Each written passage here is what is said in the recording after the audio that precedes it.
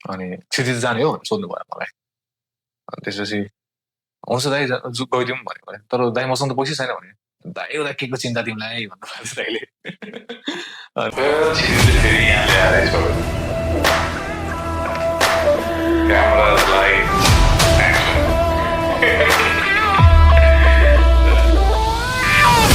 गैधाराको meeting सकेपछि के भयो भन्दाखेरि चाहिँ फर्स्ट दिनै हाम्रो के फाइनल भयो भन्दाखेरि ल अब सुरु गर्ने भन्नुभयो आशिष दाइले। तर त्यो एउटा इन्टरभ्यू प्रोसेसबाट भन्दा पनि एउटा कोलाबोरेटिभ प्रोसेस जस्तो भइदियो। त्यहाँ जतिजना पनि पार्टिसिपेन्ट्सहरू हुन्थ्यो सबैजना टिमको एउटा भागमा पुग्नुभयो। अनि हामी सबैजनाले ल ठिक छ अब मेरो 2 पैसामा हामी काम गर्नुपर्छ है त, सबैले आफ्नो भिजन आफ्नो स्किल्सहरू त्यहाँ पोख्ने अनि के ब्युटिफुल बनाउने भन्ने कुराहरू भयो। फर्स्ट एपिसोड ट्राई गरौँ त भन्ने कुरा भयो। फर्स्ट एपिसोडको आइडिया चाहिँ आशिष दाइले आफै दिनुभएको थियो। इट वाज अबाउट आइडिया नै थियो त्यो एपिसोडको कि त त्यो टपिकको नाम होइन। अनि आइडिया कसरी आउँछ नि, आइडियाबाट एक्जिक्युसनमा कसरी आउँछ भन्ने कुरा चाहिँ सानो एउटा 30 मिनटको भिडियो बनाऊ भन्ने कुराहरू भयो हाम्रो। बिहान 7 बजी भेटेर सुरु गऱ्यौँ जाडो महिनामा। एकजनाले थम्बनेलको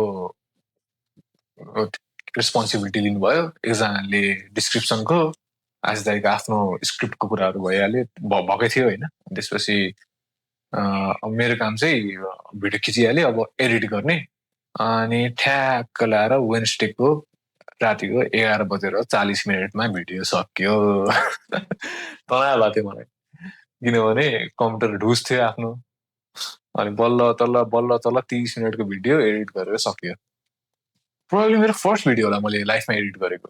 त्योभन्दा म अगाडि मैले भिडियो एडिट गरेकै थिइनँ कि क्या भयो। अनि मैले आशिष दाइलाई पठाइदिएँ त्यो भिडियो, ल हुन्छ अब अपलोड गर्नुपर्छ भन्ने कुराहरू भयो। अनि थम्बनेल बनाउनेले थम्बनेल बनाउनु भयो क्या यस्तो के थियो त्यसको बारेमा चाहिँ अलिक बिर्सेँ मैले।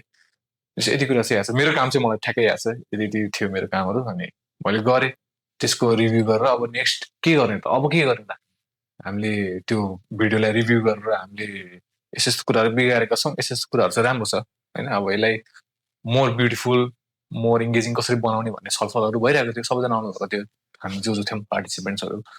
अनि ठ्याक्कै मिटिङ सकेपछि आज के भन्नुभयो भने मलाई टिस फर नेपालको एउटा प्रोग्रामले वीरगञ्ज बोलाएको छ, अनि क्षितिज जाने हो भनेर सोध्नुभयो मलाई। अनि त्यसपछि हुन्छ दाइ गइदिउँ भनेको भने, तर दाइ मसँग त पैसा छैन भने, दाइ एउटा के को चिन्ता तिमीलाई भन्नुभएको थियो दाइले। अनि त्यसपछि हुन्छ भने, अनि तिमी सामान प्याक गर, अनि यो दिन ठ्याक्कै यता भेट्नुपर्छ भन्नुभयो। सामान प्याक गरेँ, अनि त्यसपछि हामी चल्यौँ वीरगञ्जतिर। अनि वीरगञ्ज गएर अनि टिस फर नेपालको प्रोग्राममा आशिष दाइले क्लास लिनुपर्ने थियो 8 क्लासको बच्चाहरूलाई। अनि दाइले चाहिँ उद्यमशीलताको बारेमा क्लास दिनुभयो 1 घन्टा जतिको। अनि त्यहाँनिर बच्चासँग खेल्यौँ ओऱ्यौँ होइन, स्टोरी टेलिङ भयो अलिअलि, अब हाँसो ठट्टा त्यही त हो। त्यो सकेपछि चाहिँ अनि हामी आशिष दाइको जन्मस्थानमा पनि गयौँ सानो केही फुटेजहरू लिनको लागि होइन। त्यो एउटा त्यो ओरिजिन अफ मेरो 2 पैसाको स्टोरी बनाउनको लागि हुन्छ नि, एउटा इम्प्रम्प्टु एपिसोड हामी हो। त्यसपछि अब हाम्रो पडकास्टको चाहिँ फर्स्ट एपिसोड चाहिँ वीरगञ्जमा भएको, कैलाश होटेल हो क्या त्यो होटेलको नाम। अनि दाइले भाइ एपिसोड रेकर्ड गर्ने हो गर्थ्यो भन्ने मैले पनि। अनि त्यसपछि ट्राइपडमा चट्टा लगाएर क्यामेरा राखेँ, एउटा माइक्रोफोन थियो त्यो ठुलो बुम माइक, त्यसलाई होटेलको बेडमा राख्दिएँ। अनि हामी बस्यौँ 2 जना कुर्सीमा। ल भाइ क्वेसन सोध भन्नुभयो, के सोध्ने अनि त्यसपछि मैले सिम्पली अब हुन्छ नि, अब मलाई के पनि थाहा छैन साँच्ची त्यति बेला, मलाई बिजनेस भनेको के हो त्यो पनि आइडिया छैन होइन। अब पडकास्ट भनेर मैले सुनेको भनेको त्यो विदेशीहरूको पडकास्टहरू, तिनीहरूले अब वाइल्ड मोटिभेसन के यताउता हिस्ट्री कन्स्पिरेसी थ्योरीको कुराहरू गर्छन् होइन। हामी चाहिँ के कुरा गर्ने त होइन। Theme had been about entrepreneurship primarily होइन। अनि मैले बिजनेसकै बारेमा क्वेसन सोधेँ दाइलाई। अनि नेपालको स्थिति के छ त, कसरी प्रोग्रेस गर्न सकिन्छ, युथ माइन्डसेट, युथलाई यस्तो बिजनेस ओरिएन्टेड कुराहरूमा कसरी इन्भल्भ गर्न सकिन्छ, यस्तो सानो क्वेसनहरू सोधेँ। दाइले एन्सरहरू दिनुभयो। हामीले 30-40 मिनटको एपिसोड बनायौँ हामीले। अनि त्यसपछि दाइले यो फुटेज मगाइदियो, म एडिट गर्छु भन्नुभयो। सो दाइले मैले ठ्याक्कै दिइहालेँ। काठमाडौँ आयौँ, काठमाडौँ आएको 2 दिनमा चट्ट लगाएर दाइले मलाई भिडियो पठाउनु भयो, भाइ एपिसोड नम्बर 1 भनेर। अनि त्यो एपिसोडहरू उहाँ दङ्ग पऱ्यो म क्यामेरा अगाडि होइन। आशिष दाइ चाहिँ सुरुको हरेक एपिसोडमा म चाहिँ हुन्थेँ त्यहाँ बोल्नेमा पनि। अनि कुनैमा विधान हुन्थ्यो, कुनैमा मधु हुन्थ्यो, कुनैमा विधान मधु दुवैजना हामी तिनैजना सँगै बसेर हामी गर्थ्यौँ। हामीले त्यस्तै गरेर 8औं एपिसोडहरू रेकर्ड गऱ्यौँ हामीले।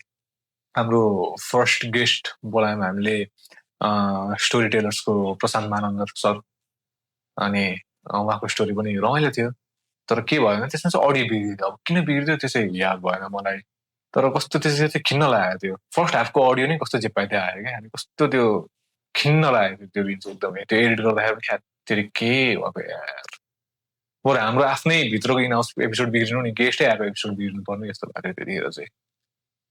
अनि जस त्यो पनि गरियो, क्याप्सन्सहरू यताउता हालेर बनायो त्यो एपिसोड पनि। अनि त्यो हाल्यौँ। त्यसपछि अब त्यसो अरू गेस्टहरू आउँदै जानुभयो। सस्टोडिलको देन्सी हाम्रो अमन थापा दाई, अनि दिवेश गिरी दाई आउनुभयो, सौरभ लोहनी सर।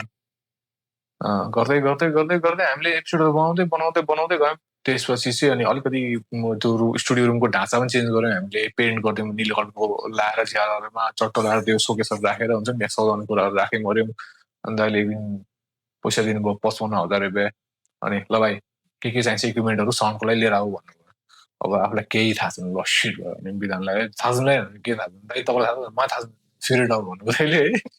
अब के गर्ने अनि इन्टरनेटमा हेऱ्यो अरे के हुन्छ कस्तो हुन्छ यताउता गऱ्यो। अनि न्युरो डुल्यो त्यो दिन टन्ने विधानमा टन्नै डुल्यो न्युरो।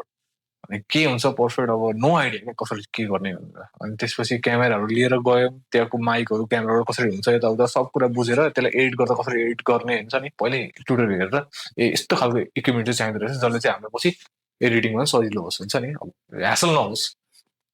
यस्तो कुराहरूले गर्दाखेरि चाहिँ हामीले त्यो किनेर ल्यायौँ। अनि ल पुरा साउन्ड मिक्सर सिक्सर सब साउन्ड कार्डहरू होइन चकाचक। अनि त्यसपछि ल भाइ एउटा एपिसोड हानिदिउँ ल हुन्छ आउनु भन्नु ठ्याक्कै 2 बजी कतिखेर आउनुभयो रेमोडबाट। दिउँसो हाम्रो यता मेरो 2 पैसाको अफिसमा रेकर्ड गऱ्यौँ। फेरि साउन्ड छैन थुक्क जिन्दगी 80 एपिसोडसम्म पुऱ्यायौँ। अनि कोभिड आइदियो। कोभिड आउनुभन्दा अगाडि दाइको पनि रेडमा कफीमा एउटा प्रब्लम चलिरहेको थियो। ठ्याक्कै कोभिड आउनुभन्दा अलिकति अगाडिदेखि म्यानेजमेन्टलाई लिएर भनौँ न होइन, अनि एक्जिक्युटिभ म्यानेजमेन्टलाई लिएर त्यो प्रब्लमहरू आइरहेको थियो। अनि त्यो पनि गरियो। त्यो सकिसकेपछि चाहिँ दाइको रेडमोडबाट एक्जिट हुने यस्तो यस्तो वातावरणहरू बन्यो होइन। दाइ त्यसमा इन्भल्भ हुनुभयो। त्यसले अब हुन्छ नि कति प्रेसर पनि थियो दाइलाई। अनि त्यो कारणले गर्दाखेरि चाहिँ अब हामीले मेरो 2 पैसा स्टप गर्नु पर्यो। अनि त्यो एक्चुअली त्यो स्टप भन्ने थिएन, पज भन्ने थियो। तर पज यति लामो भइदियो कि त्यो दि एन्ड नै जस्तो फिल भयो।